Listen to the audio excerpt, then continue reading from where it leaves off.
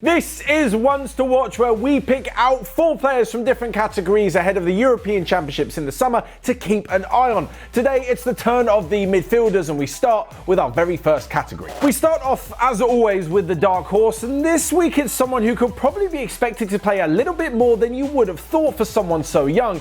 In the midfield, the dark horse is England and Borussia Dortmund teenager Jude Bellingham. I think the first thing to mention here is the fact that he won't even turn 18 until the group stages are almost over, but that has not stopped his meteoric rise in the past few years. Dortmund fought off interest from the likes of Manchester United to bring the teenager in last summer, as they could offer him at least 30 games or more and a starting place for those games in the Dortmund team. This, when you compare it to the likes of United and apparently Barcelona, Real Madrid and a few other big teams were interested in him, is such an amazing thing for a young player to be guaranteed game time, and it's something that the other teams could just not give him.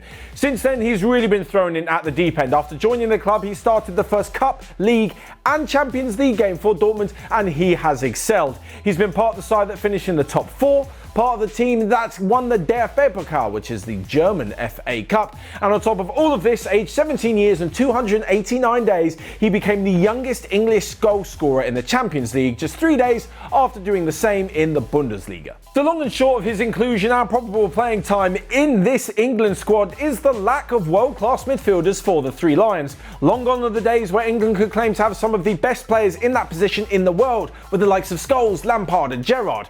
Of course, it's very difficult to take over from those 3 legendary names that I've just mentioned, so it's not to say that the current incumbents of the position are at all bad. The reason is, though, of the midfield options, you've got Declan Rice, a brilliant player, although has had some injuries towards the end of the season with West Ham, and is definitely more of a defensive option. Alongside this, Calvin Phillips from Leeds United likes to sit deep too. On top of this, you've got Jesse Lingard and Mason Mount, who are definitely better at playing further forward, especially in that number 10 role.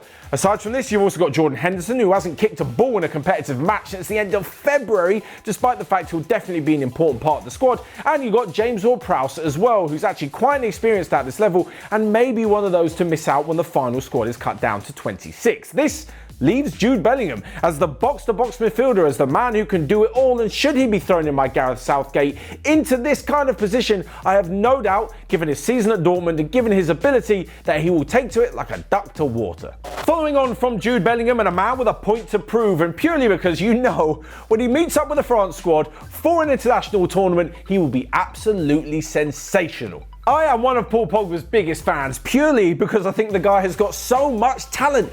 He just needs to show it more often than every few years with France. It must be so infuriating for Manchester United fans to not only see him do well with France, but to then see him inconsistently performing, sometimes injured, sometimes just not really looking altogether part of the team at club level.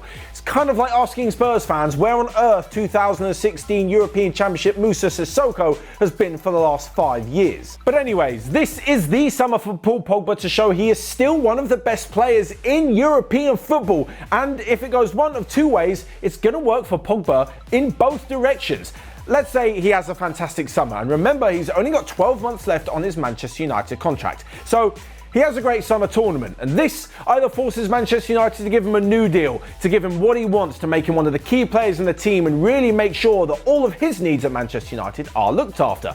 On the flip side, if he has a great campaign and United don't want to do that, he's also putting himself in the shop window very well for any club that wants a new central midfielder, and proving that he's still got what it takes to be a big star player at some of the biggest teams in Europe. There's obviously a return to Juventus on the cards, which has been talked about for quite some time, and a potential move to his dream club that he's mentioned a few times in Real Madrid. Of course, these rumours over the last few seasons have died down somewhat, but with his contract running out of 12 months, like I said, the rumour mill is still going to spin, especially if we're seeing the fantastic Paul Pogba that we know we can see this summer. One thing is for sure though, if we do see the usual Paul Pogba that we see for France, you can guarantee he'll be lighting up the competition way into the knockout rounds for Didier Deschamps' side. Next up is my young star of the tournament in midfield, and that is Bayern Munich and Germany sensation Jamal Musiala. When someone's young, it's always easy for a coach to say, they're too inexperienced, they'll leave them in the under-21s for a while, maybe they'll look to more experienced players in the first team squad. So the fact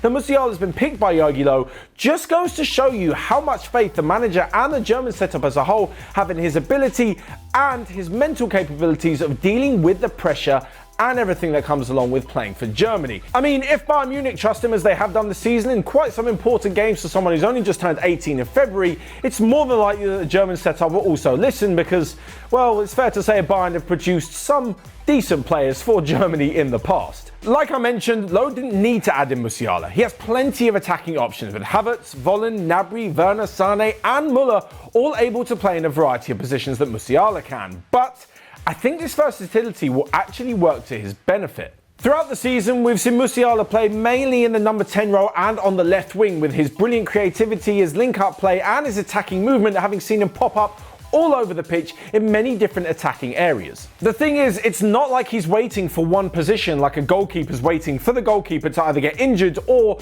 go out of form. Musiala really has a claim to be able to fill any of the 4 attacking spots should a player be injured or just need to be rested throughout the competition. That's the 3 attacking positions and the number 10 role that Musiala could definitely lay claim to replacing should one of the original starting lineup drop out. Adding to the mix, he'll be playing alongside club teammates Sané, Gnabry and Müller in the attacking lineup, and even with the likes of Goretzka and Kimmich behind him, it's fair to say that he'll fit in rather comfortably.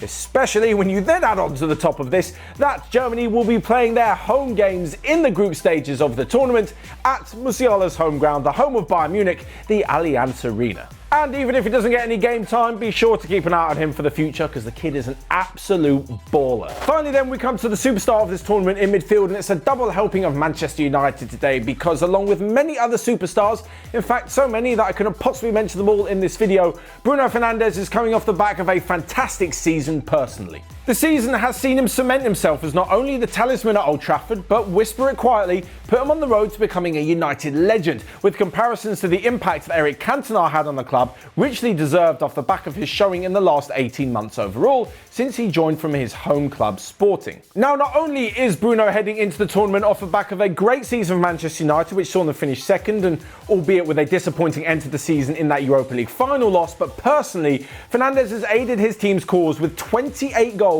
and 17 assists in all competitions. That's 45 goal contributions for the season. In fact, he scored so many goals that he broke the record of a Premier League player from midfield scoring the most amount of goals in a campaign, and he broke the record held by Frank Lampard, some very, very esteemed company indeed.